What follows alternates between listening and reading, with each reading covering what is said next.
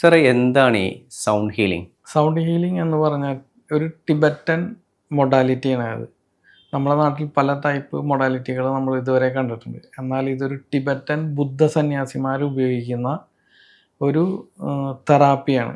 ശബ്ദം ഉപയോഗിച്ചുകൊണ്ട് നമ്മുടെ മനസ്സിൻ്റെ ഉയർന്ന തലങ്ങളിലേക്ക് എത്തിക്കാൻ സാധിക്കുന്ന ഒരു മൊഡാലിറ്റിയാണ് ടിബറ്റൻ സിംഗിങ് ബോൾ ആണ് അതിന് ഉപയോഗിക്കുന്ന യൂട്ടിലിറ്റി. അതിൽ നിന്നുണ്ടാവുന്ന ശബ്ദവും വൈബ്രേഷനാണ് നമ്മളെ ഈ മനസ്സിനെ എൻഹാൻസ് ചെയ്യുന്നത്. നമുക്കുണ്ടാകുന്ന മാനസിക ശാരീരിക ബുദ്ധിമുട്ടുകളൊക്കെ ഇതിനകത്തൂടെ മാറ്റാൻ സാധിക്കുമോ? ഇതിൽ പൂർണ്ണമായിട്ടും ടിബറ്റൻ സിംഗിങ് ബോൾ ഉപയോഗിച്ച് മാറി കിട്ടുമെന്നല്ല ഞാൻ പറയണത്. അതായത് നമ്മളുടെ മനസ്സാണ് ശരീരത്തിനെ ചലിപ്പിക്കുന്നത്.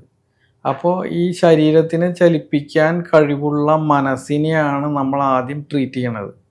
അതിനെ ട്രീറ്റ് ചെയ്ത് കഴിയുന്ന ടൈമിൽ നമ്മളുടെ അസുഖം വന്നിട്ടുണ്ടെങ്കിൽ അതിൻ്റെ ഒരു 85-90% ഇത് തന്നെത്താനെ മാറ്റുകയും ബാലൻസ് വരുന്നത് നമുക്ക് മെഡിസിനോ കാര്യങ്ങളോ ഉപയോഗിച്ചിട്ട് മാറ്റിയെടുക്കാം എന്നുള്ളതാണ് നമ്മൾ മനസ്സിലാക്കിയത്. ഇന്നേ വരെ ഞാൻ കണ്ടേക്കണതും കാര്യങ്ങൾ അങ്ങനെയാണ് ഉണ്ടായത്. ഒത്തിരി അനുഭവങ്ങൾ ഇതിൽ ഉണ്ടായിട്ടുണ്ട് എനിക്ക് അങ്ങനെയുള്ള കാര്യങ്ങളിലൊക്കെ.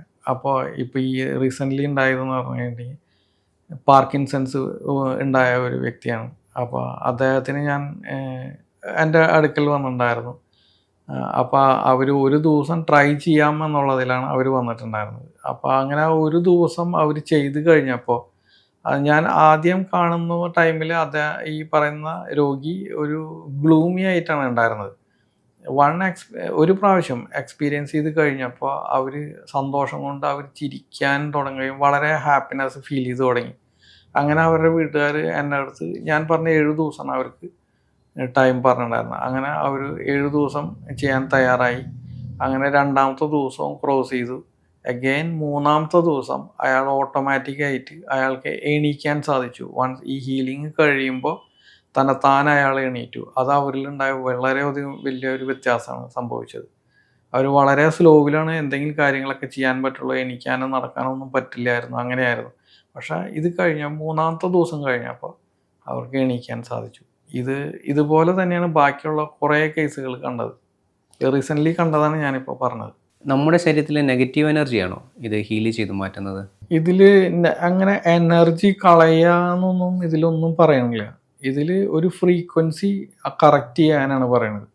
ഓരോ ഫ്രീക്വൻസികളും കറക്റ്റ് ചെയ്യുക. ഓരോ ഓർഗൻസിനും ഓരോ ചക്രയ്ക്കും നമ്മുടെ ഓറയ്ക്കും ഉള്ള ഫ്രീക്വൻസി കറക്റ്റ് ചെയ്യലാണ് ഇത് ചെയ്യുന്നത്. അല്ലാതെ ഇതിൽ നെഗറ്റീവ് എനർജി പോസിറ്റീവ് എനർജി ഒന്നും പറയണില്ല. എല്ലാ എനർജിയും സെയിം തന്നെയാണെന്ന് പറയുന്നത്. അത് നമ്മളെങ്ങനെ അതിനെ കാണുന്നോ അതാണ് ആ എനർജി ആണ്. നമ്മുടെ വാക്കുകൾക്ക് വരെ വളരെ പവർഫുള്ളാണെന്നാണ് പറയുന്നത്. നമ്മൾ എന്ത് സംസാരിക്കണം അത് റിട്ടേൺ ചെയ്യും. നമുക്ക് പ്രകൃതി അത് റിട്ടേൺ ചെയ്യും. നമ്മൾ എന്ത് നല്ലത് സംസാരിച്ചോ അത് നല്ലതേ റിട്ടേൺ ചെയ്യുള്ളൂ. നമ്മൾ വാക്കുകൾ ഉപയോഗിക്കുന്നത് തെറ്റായിട്ടാണ് ഉപയോഗിക്കുന്നുണ്ടെങ്കിൽ അതാണ് നമുക്ക് പിന്നീട് വരിക. വളരെ കാലത്തെ പ്രാക്ടീസ് കൊണ്ടാണ് സഹസ്രാര ചക്രം പോലും പല ആളുകളും ഓപ്പൺ ആക്കുന്നത് എന്ന് കേട്ടിട്ടുണ്ട്.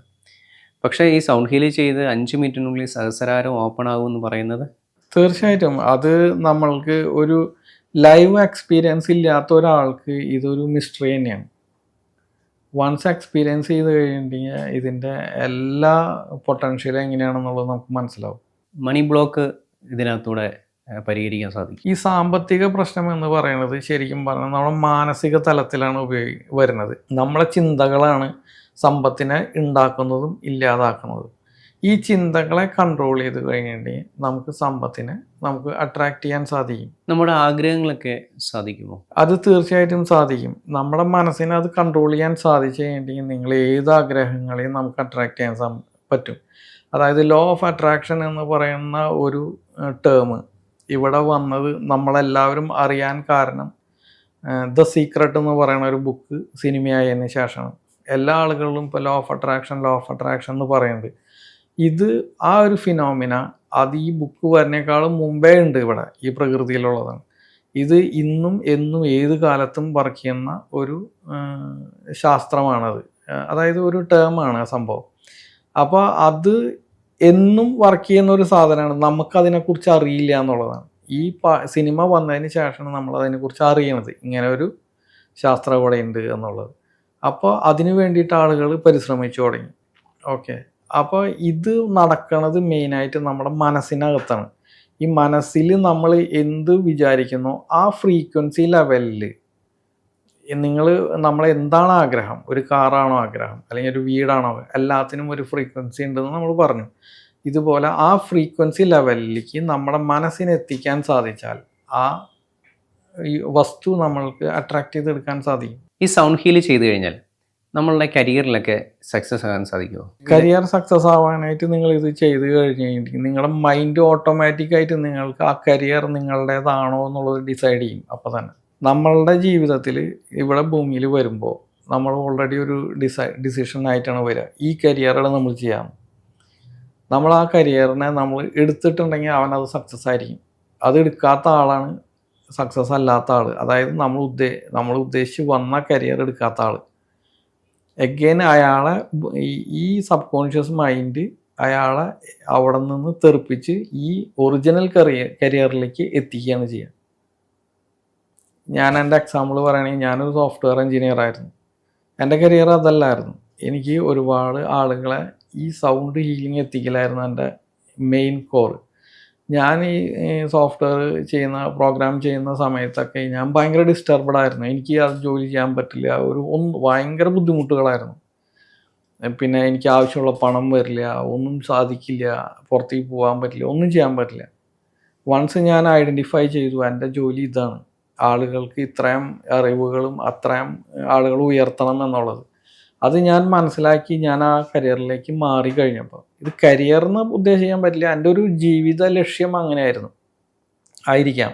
അതിലേക്ക് ഞാൻ എത്തിച്ചേർന്നപ്പോൾ ഇപ്പോൾ എനിക്ക് ഇഷ്ടം പോലെ സമയമുണ്ട്, ഇഷ്ടം പോലെ ആളുകളെ എനിക്ക് സംസാരിക്കാം, ആവശ്യത്തിന് പണം വരും, എല്ലാ കാര്യങ്ങളും നേടിയെടുക്കാൻ സാധിക്കുന്നത്. ഇത് എല്ലാവർക്കും മനസ്സിലാവാത്തൊരു ടേമാണത്. ഓക്കെ, അത് നമ്മൾ വൺസ് എക്സ്പീരിയൻസ് ചെയ്ത് കഴിഞ്ഞിട്ടുണ്ടെങ്കിൽ അത് മനസ്സിലാവും. ഇന്നിപ്പോൾ എൻ്റെ അടുത്ത് വന്നിരിക്കുന്ന പല ആളുകളും അവർ ഇത്ര നാൾ ചെയ്തിരുന്ന ജോലിയിൽ നിന്ന് തെന്നി മാറി അവർ വേറെ പല ജോബിലേക്കൊക്കെ മാറിപ്പോയി. അത് അവർ പഠിച്ചത് ഒന്നും അല്ലാത്ത ഒരു ജോബിലേക്കാണ് അവർ കയറുന്നത്. പക്ഷെ അതിലവർ സാറ്റിസ്ഫൈഡ് ആണ്, അവർ വിജയവും കണ്ടെത്തി, അവർക്കുള്ള പണവും അവരുദ്ദേശിച്ചതിനേക്കാളും കൂടുതൽ സാലറി, അവർക്ക് ടൈം, എല്ലാ കാര്യവും ഫാമിലിയായിട്ട് എൻജോയ് ചെയ്യാൻ പറ്റുന്നു, അങ്ങനെയൊക്കെ അവർ തിരിഞ്ഞു പോയി. അവർ ആ പഴയൊരു ജോബിലാണ് കണ്ടിന്യൂ ചെയ്താൽ അവർക്കൊന്നും സാധിക്കില്ല. പല ജോബ് നഷ്ടപ്പെട്ട ആളുകൾ അവരൊക്കെ വന്നിട്ട് അവർക്ക് അവരുദ്ദേശിച്ചതിനേക്കാളും വേറെ ഡിഫറെൻ്റൊക്കെ ആയിട്ടാണ് അവർക്ക് കിട്ടുന്നത്. പക്ഷെ അതിലവർ സക്സസ് ആണ് ഇപ്പോഴും. ഗർഭിണികളായിട്ടുള്ള സ്ത്രീകൾക്ക് ഈ സൗണ്ട് ഹീൽ ചെയ്ത് കഴിഞ്ഞാൽ അവരുടെ ശാരീരിക ബുദ്ധിമുട്ടുകളൊക്കെ മാറുമെന്ന് കേട്ടിട്ടുണ്ട്. അത് ശരിയാണോ? അതെ. അതായത് ഇതിനെ ഗർഭസംസ്കാരം എന്നാണ് പറയുന്നത്. അതായത് ഗർഭത്തിലിരിക്കുന്ന കുട്ടിയെ സംസ്കാരം പഠിപ്പിക്കുക എന്നാണ് അതിനെ പറയുന്നത്. ഗർഭസംസ്കാരം എന്നാണ്. അതായത് മനുഷ്യൻ എന്ന് പറയുന്ന ഒരു ജീവി, ഈ ഭൂമിയിലുള്ള ഇതിന് ഒരു സംസ്കാരമുണ്ട്. എല്ലാ ആനയ്ക്കും പുലിക്കും അവർക്കൊക്കെ ഒരു സംസ്കാരമുണ്ട്. അതുപോലെ മനുഷ്യനുമുണ്ട്. ഈ സംസ്കാരം നമ്മൾ ആ കുട്ടീനെ വൂമ്പിൽ വെച്ച്, അതായത് ഗർഭത്തിൽ വെച്ച് തന്നെ പഠിപ്പിച്ചു ചെയ്യണത്. അതാണ് ഈ ടെക്നോളജി ഉപയോഗിക്കുന്നത്. അതായത് ഇത് സമയത്ത് 2 പേരാണ് ഉള്ളത്. ഒരു പെൺകുട്ടി ഒരു അമ്മയാവണ്. അപ്പോൾ അമ്മയായി കഴിയുമ്പോൾ അതിൻ്റെ ആദ്യത്തെ 2 മാസത്തിൽ മാംസമാണ് വയറ്റിലുണ്ടാവുന്നത്, വയറ്റിലല്ല ഗർഭപാത്രത്തിൽ ഉണ്ടാവുന്നത്. അവിടെ നിന്ന് അതൊരു കുട്ടിയായി മാറുമ്പോൾ ഒരു 3ാമത്തെ മാസത്തിൽ അതൊരു കുട്ടിയാവും. അതായത് അതിന് ഒരു മനസ്സ് ജനറേറ്റ് ചെയ്യും, ഹാർട്ട് വരും. അപ്പം ഡബിൾ ഹാർട്ടാണ്. അമ്മയ്ക്കൊരു ഹാർട്ട്, കുട്ടിക്കൊരു ഹാർട്ട്, അമ്മയ്ക്കൊരു മനസ്സ്, കുട്ടിക്കൊരു മനസ്സ്, അങ്ങനെയാണ്. അപ്പോൾ ഈ മനസ്സ് തമ്മിൽ കമ്മ്യൂണിക്കേറ്റ് ചെയ്യും.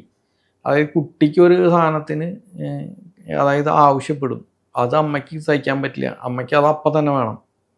അങ്ങനെയാണ് അതിൻ്റെ ഒരു സിസ്റ്റം വരുന്നത്. അമ്മയ്ക്കൊരു സാധനം ആവശ്യം വരുമ്പോൾ കുട്ടിക്കും അത് തിന്നാൻ തോന്നുന്നതാണെങ്കിൽ കുട്ടിക്കും വേണം അത്. അങ്ങനെ ഈ 2 മനസ്സും കൂടി പിടിവലിയായിരിക്കാൻ നേരത്ത്. അപ്പോൾ ഈ സൗണ്ട് ഹീലിംഗ് ചെയ്യുന്ന സമയത്ത് അത് ഇൻഡിവിജ്വലാവും അതിനെ. അപ്പോൾ ഈ ക്രേവിങ് അങ്ങനെയൊക്കെ പറയുന്ന ആഗ്രഹങ്ങളൊക്കെ ഉണ്ടല്ലോ, അതൊന്നും ഉണ്ടാവില്ല ആ ടൈമിൽ. അതായത് അവരൊരു നോർമൽ ലേഡി ആയിരിക്കും. പിന്നെ ഈ സമയത്തൊക്കെ എന്താണെങ്കിൽ അവർക്ക് ഈ പെയിൻ, ഒരുപാട് വേദനകൾ, നീരുവരൽ, അവിടെ വേദന, ഇതൊക്കെ ഉണ്ടാവും. ഇതൊക്കെ ഈ ശബ്ദത്തിലൂടെ വേദനകളൊക്കെ നമുക്ക് ഒഴിവാക്കാൻ സാധിക്കും. അതുപോലെ ഈ പെയിൻ കില്ലറൊന്നും കഴിക്കേണ്ടി വരില്ല. വളരെ സ്മൂത്തായിരിക്കും അവർ ശരിക്കും പറഞ്ഞാൽ ഒരു നോർമൽ ലൈഫിൽ എൻജോയ് ചെയ്യുക. ഇങ്ങനെ ഈ ഗർഭകാലം നോർമൽ ലൈഫിൽ എൻജോയ് ചെയ്യും. അങ്ങനെയാണ് അതിൻ്റെ ഒരു സിറ്റുവേഷൻ കടന്നു പോകുക. ജനിക്കുന്ന കുട്ടിയാണെങ്കിലോ ബ്രില്യൻ്റ് ആയിരിക്കും. അത് നമുക്ക് വാക്കുകളില്ല. നമ്മൾ ഒരു കുട്ടീനെ അത് ലൈവ് കിട്ടിക്കഴിഞ്ഞിട്ടുണ്ടെങ്കിൽ അത്ര രസമായിരിക്കും. കാരണം ആ കുട്ടി സാധാരണ കുട്ടികളൊക്കെ അമ്മയും അച്ഛനെയൊക്കെ വൈകുന്നേരം കിടന്നുറങ്ങുമ്പോൾ ഈ കിടാവ് വൈകുന്നേരം എനിക്കും, എന്നിട്ട് അവരെ ശല്യപ്പെടുത്തും. കിടന്ന് ഒച്ചയും ബഹളമൊക്കെ ഉണ്ടാക്കി അവരെ സ്ലീപ്പ് കളഞ്ഞ് പിന്നെ നെക്സ്റ്റ് ഡേ ഇവർക്ക് ജോലിക്ക് പോകാൻ പറ്റില്ല, ഒന്നും ചെയ്യാൻ പറ്റില്ല. ഇവർ ഈ ഉറക്കമില്ലാണ്ടൊക്കെ കിടന്ന് ബുദ്ധിമുട്ടാണ് ചെയ്യുക. എന്നാൽ ഈ ഗർഭസംസ്കാരം ചെയ്തിട്ട് ജനിക്കുന്ന ഒരു കുട്ടിയാണെങ്കിൽ കൃത്യം 9 മണി കഴിയുമ്പോഴേക്കും അത് ഉറങ്ങും. വെളുപ്പിന് 5 മണി കഴിയേണ്ടത് എനിക്കില്ല. എന്നാൽ ഇൻ ബിറ്റ്വീൻ അത് എണീക്കും പാൽ കുടിക്കാനായിട്ട്. അത് അമ്മ അറിയേ വേണ്ട, അത് എണീക്കലും പാൽ കുടിയൊക്കെ കഴിച്ചിട്ട് അവിടെ കൊടുക്കും. അതിൻ്റെ ആ ഒരു ടൈമിങ്ങിൽ അത് കറക്റ്റ് ചെയ്യും. എന്നാൽ അത് കൂടുതൽ നേരം കരഞ്ഞ് അവർ വഷളാക്കില്ല.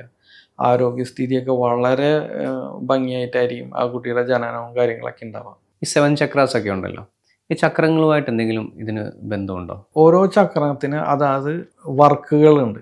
അതായത് അതിന് ഓരോ ഡ്യൂട്ടീസാണ് അതിന്. അതായത് ഒരു മൂലാധാര ചക്രത്തിന് അതിന് റിലേറ്റ് ചെയ്തിട്ടുള്ള കുറേ ഓർഗൻസ് ഉണ്ട്, അതിനെ അത് കൺട്രോൾ ചെയ്യും. അതുപോലുള്ള ഓരോ 7 ചക്രങ്ങൾക്കും അങ്ങനെയാണ് അതിൻ്റെ വർക്കിംഗ് കണ്ടീഷൻ നടക്കുന്നത്. അതുമാത്രമല്ല, ഈ പ്രകൃതിയിൽ നമ്മൾ ജീവിക്കാനും നമുക്കുള്ള വസ്ത്രം, ഭക്ഷണം, ഇതൊക്കെ ഈ മൂലാധാര ചക്രത്തിൻ്റെ കഴിവ് കൊണ്ടാണ്. അതിലൊരു ഡിസ്ട്രോഷൻ സംഭവിച്ചാൽ നമുക്ക് ഭക്ഷണം ഉണ്ടാവില്ല, അല്ലെങ്കിൽ നമുക്ക് വസ്ത്രം കിട്ടാൻ ബുദ്ധിമുട്ടുണ്ടാവും. ഇതൊക്കെ വരുന്നത് ഈ മൂലാധാരത്തിൻ്റെ ഡിസ്ട്രോഷനാണ്. ഇതുപോലെ തന്നെയാണ് അനാഹത, ഈ പറയുന്ന ഹൃദയചക്രം, ഇതൊക്കെ വരുന്നത് അതിൻ്റെ പോലെയുള്ള കാര്യങ്ങളാണ്. അതായത് ഹൃദയചക്രത്തിന് ഡിസ്ട്രോഷൻ ഉണ്ടെങ്കിൽ നമുക്ക് സ്നേഹം കിട്ടാനും നമ്മളെ സ്നേഹിക്കാനും ആളുകൾ ഉണ്ടാവില്ല.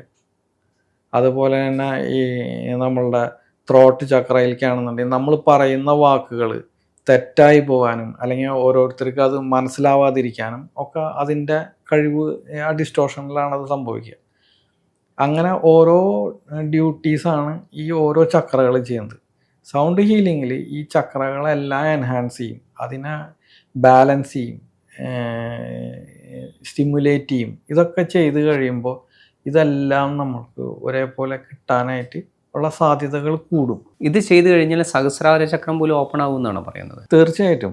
അതായത് ഇത് സൗണ്ട് ഹീലിംഗ് ചെയ്യുന്ന സമയത്ത് എന്താണെന്ന് വെച്ച് കഴിഞ്ഞാൽ ഇപ്പം ഞാൻ ഹീൽ ചെയ്യുന്നു, അപ്പോൾ ഒരു ഹീലറാണ് ഞാൻ ആദ്യം തന്നെ എൻ്റെ സഹസ്രാര ചക്രം ഓപ്പൺ ചെയ്തിട്ടാണ് ചെയ്യുക. അതായത് യൂണിവേഴ്സൽ എനർജീനെ ഞാൻ അട്രാക്ട് ചെയ്യണം ചെയ്യുന്നത്, എന്നെ പ്രൊട്ടക്റ്റ് ചെയ്യും ഈ യൂണിവേഴ്സൽ എനർജി.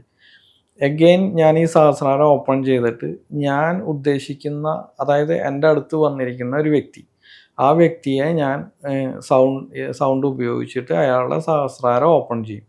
ഓപ്പൺ ചെയ്ത് കഴിഞ്ഞെങ്കിൽ നേരെ നമ്മളെ ഒരു ഫോൺ ചെയ്യുന്ന പോലെ, ഇപ്പം ഞാൻ താങ്കളെ ഫോൺ ചെയ്യുന്ന പോലെ തന്നെ എങ്ങനെയാണ് വർക്ക് ചെയ്യുന്നത്, നമ്മളെ ഫോണിൽ നിന്ന് നേരെ അടുത്ത ടവറിൽ ചെല്ലും, ടവറിൽ നിന്ന് എക്സ്ചേഞ്ച് ചെല്ലും, എക്സ്ചേഞ്ച് സാറ്റലൈറ്റ്, അഗെയിൻ ടവർ, അങ്ങനെയാണ് നമ്മൾ ചെയ്യുക. ഇതുപോലെ തന്നെ ഞാൻ അയാളുടെ സഹസ്രാരം ഓപ്പൺ ചെയ്യുമ്പോൾ ഞാനും യൂണിവേഴ്സൽ പവറും തമ്മിൽ കമ്മ്യൂണിക്കേറ്റ് ചെയ്ത് അവിടെ നിന്ന് ഇയാളുടെ ഉള്ളിലേക്ക് ചെല്ലുകയാണ് ചെയ്യുക. അങ്ങനെ ഞങ്ങൾ തമ്മിൽ ഒരു ഫോൺ കോളുമാതിരി ഞങ്ങൾ കണക്റ്റഡ് ആവും. ആ കണക്ഷൻ കിട്ടിക്കഴിഞ്ഞ് എനിക്ക് അറിയാൻ സാധിക്കും ഈ പറയുന്ന വ്യക്തിയിലുള്ള ബുദ്ധിമുട്ട് എന്താണെന്നും ആ ബുദ്ധിമുട്ട് എങ്ങനെ ക്ലിയർ ചെയ്യാൻ സാധിക്കുമെന്നും എത്ര ഫ്രീക്വൻസി അപ്ലൈ ചെയ്ത് അയാളുടെ അത് ഇഷ്യൂസ് റിസോൾവ് ചെയ്യാൻ പറ്റുമെന്നുള്ളത് നമുക്ക് അറിയാൻ സാധിക്കും. അങ്ങനെയാണ് ഇതിലൊരു റെമഡി കണ്ടെത്തുന്നതും അതിന് ക്ലിയറൻസ് കൊടുക്കുന്നത്. ഇതിപ്പോൾ ഞാൻ പറയുമ്പോൾ സാധാരണ ഒരു ജനത്തിന് അതിന് മനസ്സിലാവില്ല, എനിക്കും മനസ്സിലാവില്ലായിരുന്നു. ഞാൻ ആദ്യം എൻ്റെ ഗുരു എൻ്റെ അടുത്ത് പറഞ്ഞപ്പോൾ ഞാൻ ഇതിനെ ഗുരു പറയണത് എന്തോ ഒരു മണ്ടത്തരമായിട്ടാണ് എനിക്ക് ഫീൽ ചെയ്തത്. അഗെയിൻ ഞാൻ ആ ഗുരു പറഞ്ഞു തന്ന അതുപോലെ ഞാൻ പ്രവർത്തിച്ചപ്പോൾ എൻ്റെ അനുഭവമാണ് അതുണ്ടായത്. അപ്പം എനിക്ക് മനസ്സിലായി ഇതിൽ സംതിങ് വർക്ക് ചെയ്യുന്നുണ്ട് എന്നുള്ളത്. അതുപോലെ തന്നെ ടെലിപ്പതി ഇതും വർക്ക് ചെയ്യും. ഇത് ഗുരു പറയുന്ന സമയത്തൊന്നും ഞാൻ വിശ്വസിക്കുകയേ ഉണ്ടായിരുന്നില്ല. ഇങ്ങനെ ഒരു സംഭവം വർക്ക് ചെയ്യില്ല എന്നായിരുന്നു എൻ്റെ 100% വിശ്വാസം. വൺസ് അവർ പറഞ്ഞ കാര്യങ്ങൾ ചെയ്ത് കഴിഞ്ഞപ്പോൾ എനിക്ക് വർക്ക് ചെയ്ത് തുടങ്ങി. അപ്പോൾ എനിക്ക് ക്ലിയറായി, ഞാൻ കോൺഫിഡൻസ് ആയി. കാരണം എനിക്കത് ചെയ്യാൻ സാധിക്കും, അത് നടക്കുന്ന ഒരു കാര്യമാണെന്നുള്ളത് അന്നാണ് എനിക്ക് മനസ്സിലായത്. അതായത് ദൂരമുള്ള ഒരാളെ നമുക്ക് നിയന്ത്രിക്കാനോ അല്ലെങ്കിൽ അവരോട് നിയന്ത്രിക്കാനല്ല, ഒരാളെ നിയന്ത്രിക്കാൻ പറ്റില്ല. പക്ഷെ അയാളുടെ എന്താ പറയുക, അയാളുടെ ഇമോഷൻസ് നമുക്ക് മനസ്സിലാവും. അവിടെ ഇരിക്കുന്ന ആളുടെ എന്താണ് ഇമോഷൻ എന്നുള്ളത്. അതിലൂടെ നമുക്ക് കമ്മ്യൂണിക്കേറ്റ് ചെയ്യാൻ സാധിക്കും. അവരുടെ മനസ്സ് വായിക്കാൻ പറ്റുമോ? മനസ്സ് വായിക്കാനായിട്ട് പറ്റില്ല. മനസ്സ് എനിക്കറിയില്ല, ഇനി പറ്റുന്നവരൊക്കെ ഉണ്ടാവുമായിരിക്കും. പക്ഷെ ഞാൻ ഇന്നേ വരെ ഒരാളുടെയും മനസ്സ് വായിച്ചിട്ടില്ല. പക്ഷെ ഇമോഷനെ നമുക്ക് ഫീൽ ചെയ്യും. അവർ ദുഃഖത്തിലാണെങ്കിൽ നമുക്ക് ഫീൽ ചെയ്യും, ആ ദുഃഖമാണ് അവിടെ എന്നുള്ളത് ഫീൽ ചെയ്യും. അയാൾ സന്തോഷത്തിലാണെങ്കിൽ ആ സന്തോഷം നമുക്കും ഫീൽ ചെയ്ത് തുടങ്ങും. അപ്പം നമുക്ക് മനസ്സിലാവും അയാൾ സന്തോഷത്തിലാണ് അല്ലെങ്കിൽ അയാൾ ദുഃഖത്തിലാണ്. അങ്ങനെ ഒരു കമ്മ്യൂണിക്കേഷൻ അങ്ങനെയാണ് വരിക. അതല്ലാതെ അയാളുടെ മനസ്സിനെ നമുക്ക്, ഞാൻ ഇന്നേ വരെ റീഡ് ചെയ്തിട്ടില്ല, കഴിവുള്ളവരുണ്ടാവുമായിരിക്കും, അറിയില്ല. ഈ DNA ലെവൽ ഹീലിംഗ് എന്ന് പറഞ്ഞാൽ എന്താണ്? DNA ലെവൽ ഹീലിംഗ് എന്ന് പറഞ്ഞിട്ടുണ്ടെങ്കിൽ ഇതൊരു ഒരു പ്രോസസ്സാണ്. അതിനകത്ത് സൗണ്ട് ഹീലിങ്ങിനകത്ത് ഒരു പ്രോസസ്സാണ് അത്, DNA ലെവൽ ഹീലിംഗ് എന്ന് പറഞ്ഞത്. അതായത് നമ്മുടെ DNA എന്ന് പറഞ്ഞിട്ടുണ്ടെങ്കിൽ നമുക്കെല്ലാവർക്കും അറിയാം, ഒരു കോണിപ്പടിയുടെ ഒരു ആകൃതിയിലാണ് വരുന്നത്. അതിനും പല ഡിസ്റ്റോർഷനുകളും സംഭവിക്കുന്ന പറയുന്നത്. ആ ഒരു ഫ്രീക്വൻസി DNA എൻഹാൻസ് ചെയ്യുന്ന പറയുന്നത്. ആ ഒരു ഫ്രീക്വൻസി ലെവൽ, അതായത് ബൗൾ സെറ്റിൽ പ്രത്യേക ലെവലിലാണ് അത് സ്ട്രൈക്ക് ചെയ്യുക. അതിനെ പ്രത്യേക ഫ്രീക്വൻസിയിലാണ്, പ്രത്യേക അടിയായിരിക്കും അതിന്. ഓക്കെ, എല്ലാ ബോളുകളും ഉണ്ടാവും അതിൻ്റെ ഉള്ളിൽ. എല്ലാ ബോളും കൂട്ടം ചേർന്ന് നിൽക്കുക അതിൻ്റെ ഉള്ളിൽ. അതിനടിക്കുന്ന അടിക്ക് വ്യത്യാസമുണ്ട്, അതിൻ്റെ ഫ്രീക്വൻസിക്ക് വ്യത്യാസമുണ്ട്, സൗണ്ടിന് വ്യത്യാസമുണ്ട്. ഇതെല്ലാം എല്ലാ പ്രോസസ്സുകളുണ്ട് അതിൻ്റെ ഉള്ളിൽ നടക്കുന്ന ഒരു പ്രോസസ്സ്. അതിന് എല്ലാം പ്രത്യേകമായിട്ടാണ് ഇരിക്കുക. ഈ ബൗളുകളൊക്കെ അറേഞ്ച്മെൻറ്റ് കറക്റ്റായിരിക്കും. അതിന് ഒരു ഇതുമില്ല, ഒരു വ്യത്യാസമില്ലാണ്ട് ആ ഒരു ലെവലിൽ ഇരുന്നിട്ട് ഈ ബൗളുകളെ ഈ ലെവലിൽ കൺട്രോൾ ചെയ്ത് കഴിഞ്ഞാൽ നമ്മുടെ ഇന്നർ കോറിൽ കിടക്കുന്ന DNA വരെ എൻഹാൻസ് ചെയ്യുന്ന പറയുന്നത്. ആ DNA ആണ് നമുക്കൊരു ബുദ്ധിമുട്ടിനെ ഹാൻഡിൽ ചെയ്യുന്നത്. അതായത് ഒരു റീക്രിയേഷൻ എല്ലാം സംഭവിക്കുന്നത് അതവിടെയാണ്. ഈ സൗണ്ട് ഹീലിങ്ങിന് വേണ്ടി പ്രധാനമായിട്ട് ഉപയോഗിക്കുന്ന ഒരു ടൂൾ സിംഗിങ് ബൗളാണെന്ന് കേട്ടിട്ടുണ്ട്. അതിനെക്കുറിച്ചൊന്ന് പറയാമോ? ഇതാണ് ടിബറ്റൻ സിംഗിങ് ബോൾ. ഇത് ഉപയോഗിച്ചാണ് നമ്മൾ സൗണ്ട് ഹീലിംഗ് ചെയ്യുക. ഇത് ഉപയോഗിച്ചാണ്. പക്ഷേ ഇത് മാത്രമല്ല, ഇതുപോലെ തന്നെ 7 ബൗളുകൾ കൂടിയുണ്ട്. അത് വിവിധ സൈസുകളിലും വെയ്റ്റും ഡിഫറെൻ്റ് ആയിരിക്കും എല്ലാത്തിനും. പിന്നെ ഒരു 7 മൂലകങ്ങൾ ചേർന്നിട്ടാണ് അത് ഉണ്ടാക്കുന്നത്. അപ്പോൾ ശരിക്കും പറഞ്ഞിട്ടുണ്ടെങ്കിൽ 7 മൂലകങ്ങൾ 7 ഗ്രഹങ്ങളെ റെപ്രസെൻ്റ് ചെയ്യുന്നതാണ് പറയണത്. ഇതൊക്കെ അവരുടെ ആ ഒരു ടേം അങ്ങനെയാണ് പോണതൊക്കെ. അപ്പോൾ എന്തുകൊണ്ടാണ് ഈ 7 ഗ്രഹങ്ങൾ വെച്ചാൽ, ഈ 7 ഗ്രഹങ്ങളുടെയും വൈബ്രേഷൻ നമ്മളിലേക്ക് കൊണ്ടുവരാനായിട്ട് സാധിക്കുമെന്നാണ് പറയുന്നത്. ഓക്കെ, നമ്മളെല്ലാവരും ഈ ഗ്രഹങ്ങളും ഭൂമിയും തമ്മിൽ ഭയങ്കര അറ്റാച്ച്ഡ് ആണ്.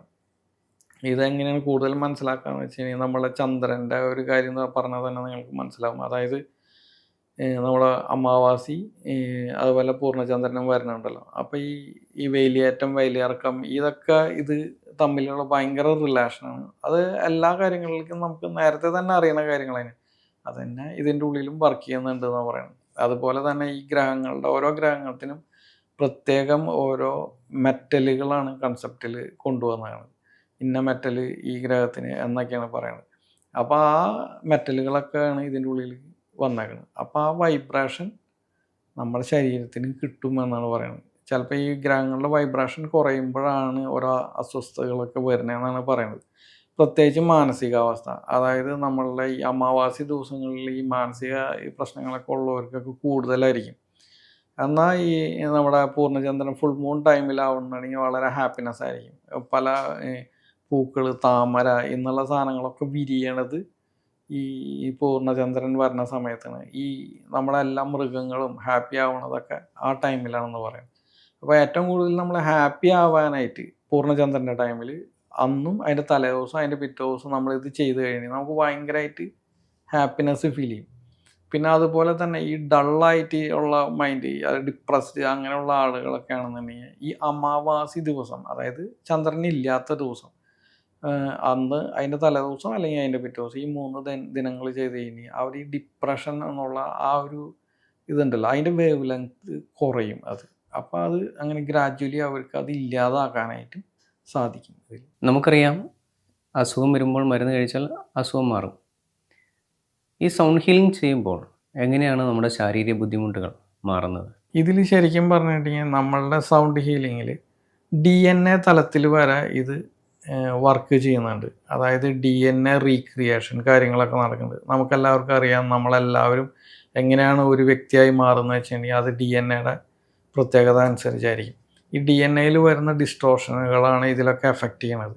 അപ്പോൾ ഈ DNA നമ്മൾ ഇതിൽ വർക്ക് ചെയ്യുന്ന സമയത്ത് ഒരു സെല്ലിനെ റീക്രിയേറ്റ് ചെയ്യാനും അല്ലെങ്കിൽ റീസ്റ്റോർ ചെയ്യാനും അല്ലാന്നുണ്ടെങ്കിൽ അതിനെ റിജ്യൂനേറ്റ് ചെയ്യാനും സാധിക്കും ഇതിൻ്റെ ഉള്ളിൽ.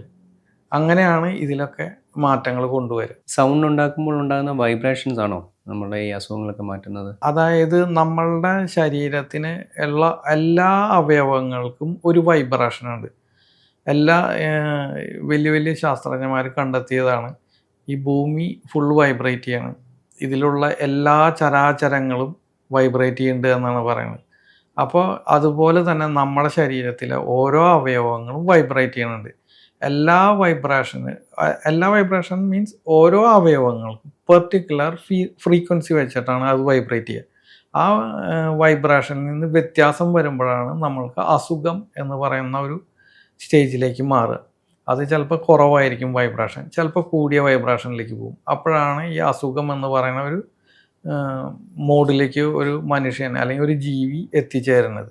ആ ഇതിനെ നമ്മൾ റിയൽ ഫ്രീക്വൻസിയിലേക്ക് തിരിച്ചു കൊണ്ടുവന്നാൽ അസുഖം മാറുകയാണ് ചെയ്യുന്നത്. ഈ സൗണ്ട് ഹീൽ ചെയ്തു കഴിഞ്ഞാൽ നമ്മളുടെ പ്രശ്നങ്ങളെല്ലാം മാറുമെന്നാണോ അതോ പ്രശ്നങ്ങൾക്കൊക്കെ പരിഹാരം സാറായിട്ട് പറഞ്ഞു തരുമെന്നാണോ? അതായത് എനിക്ക് നിങ്ങളോട് പറഞ്ഞു തരേണ്ട കാര്യം വരില്ല അതിൻ്റെ ഉള്ളിൽ.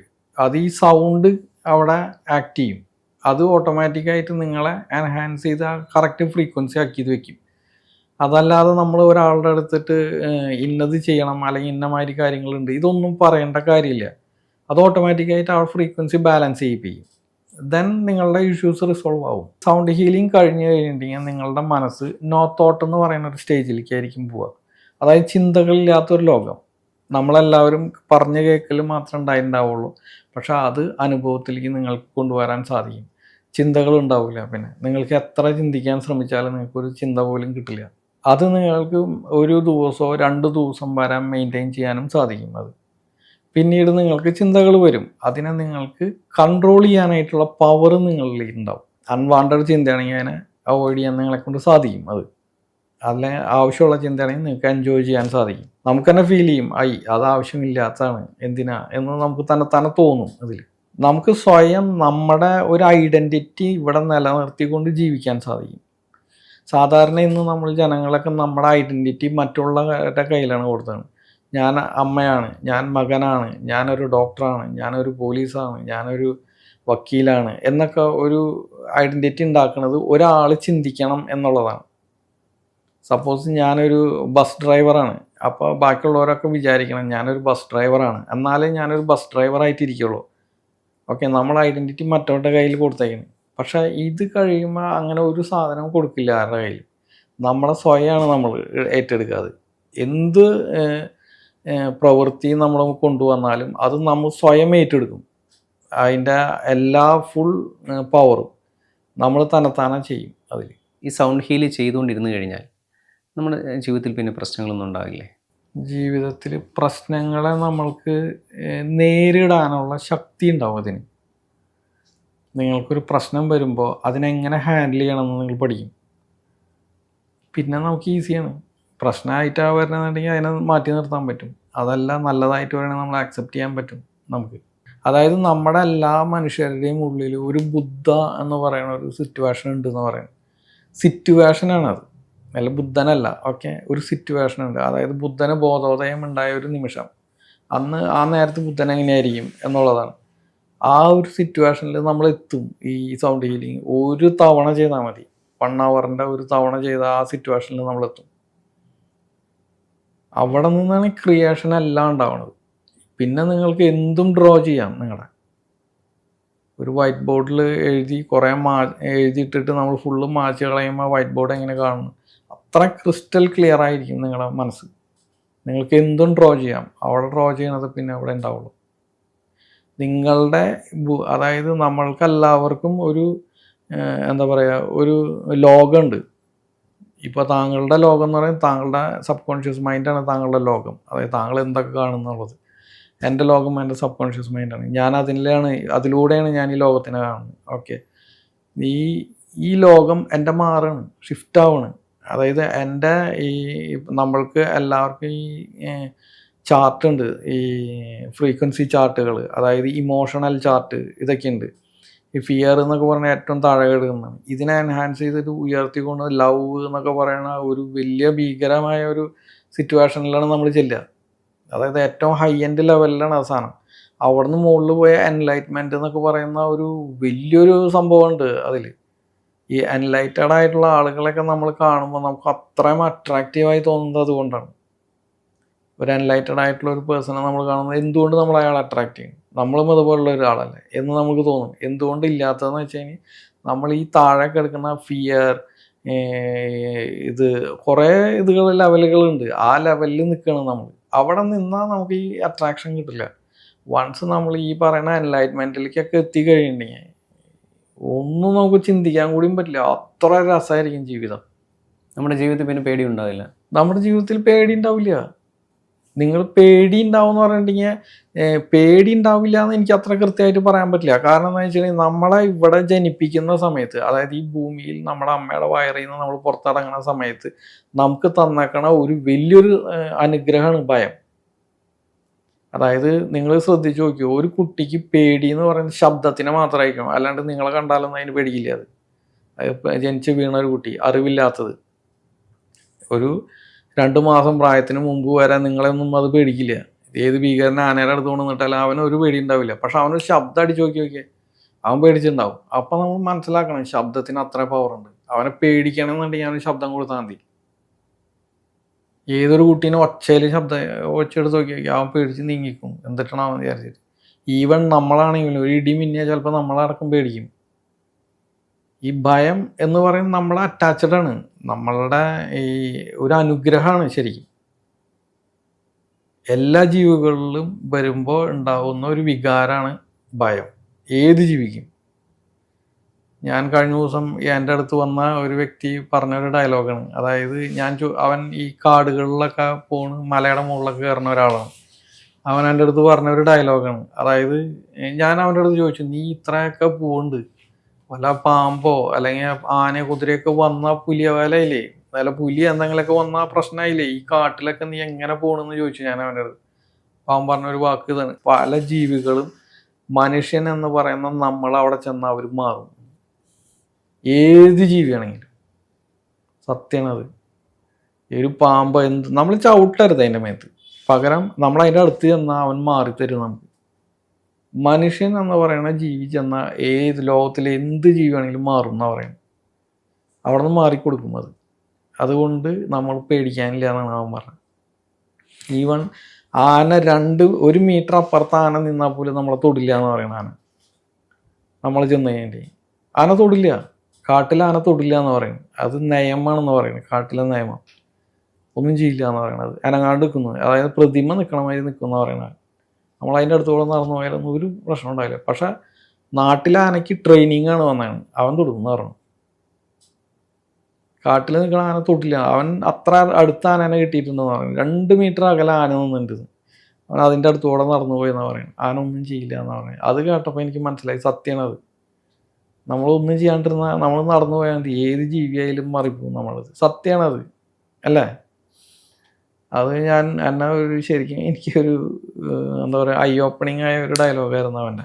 ഈ സൗണ്ട് ഹീൽ ചെയ്യുന്നതിന് മുന്നുമായിട്ട് എന്തെങ്കിലും തയ്യാറെടുപ്പുകൾ ആവശ്യമായിട്ടുണ്ട്? സൗണ്ട് ഹീലിംഗ് ചെയ്യാൻ വരുന്ന ആളുകൾക്ക് ഒന്നും അതായത് ആ ഒരു മത്സ്യം കഴിക്കാതെ വരണം, അങ്ങനെ ഒന്നും റെസ്ട്രിക്ഷനൊന്നുമില്ല. അതായത് നിങ്ങൾക്ക് എന്തും ചെയ്യാം. ഇതിൽ പറയണത് നമ്മൾ എൻജോയ് ചെയ്യാനാണ് പറയുന്നത്. ഈ ഭൂമിയിൽ നമ്മൾ എൻജോയ് ചെയ്യാനാണ് വരുന്നത്. അപ്പം നമുക്ക് നമ്മൾക്ക് കിട്ടണോ അതാണ്. നമ്മളൊന്നും പ്രിഡിക്റ്റ് ചെയ്തിട്ടൊന്നും വരണ്ട, എനിക്ക് ഇന്നത് ലഭിക്കും അല്ലെങ്കിൽ ഇതിൽ നിന്ന് ഭയങ്കര വലിയ എന്തോ സംഭവം കിട്ടാൻ പോകണം എന്നൊന്നും പ്രതീക്ഷിക്കേണ്ട. അവർ ചിലപ്പോൾ നമ്മളുടെ ഈ എന്താ പറയുക, ഈ യൂണിവേഴ്സൽ പവർ എന്ന് പറയുന്ന ആ ശക്തി നമ്മളെ ആ ഒരു നമ്മളിപ്പം നിൽക്കുന്ന ലെവലിൽ നിന്ന് വേറെ ലെവലിലേക്ക് ഉയർത്താനാണ് ശ്രമിക്കുന്നത് എന്നുണ്ടെങ്കിൽ നമ്മളതിന് സമ്മതിക്കാതിരുന്നാൽ, അതായത് ആ പവറിനെ നമ്മൾ അലൗ ചെയ്യാതിരുന്നാൽ, നമ്മൾ ഒരുപാട് കഷ്ടത അനുഭവിച്ചിട്ട് വേണം അവിടേക്ക് എത്താനായിട്ട്. നമ്മൾ ആ പവറിനെ അലൗ ചെയ്ത് കഴിഞ്ഞാൽ വളരെ ഫാസ്റ്റായിട്ട് നമ്മൾ ആ പറയുന്ന സ്ഥലത്തേക്ക് എത്തും.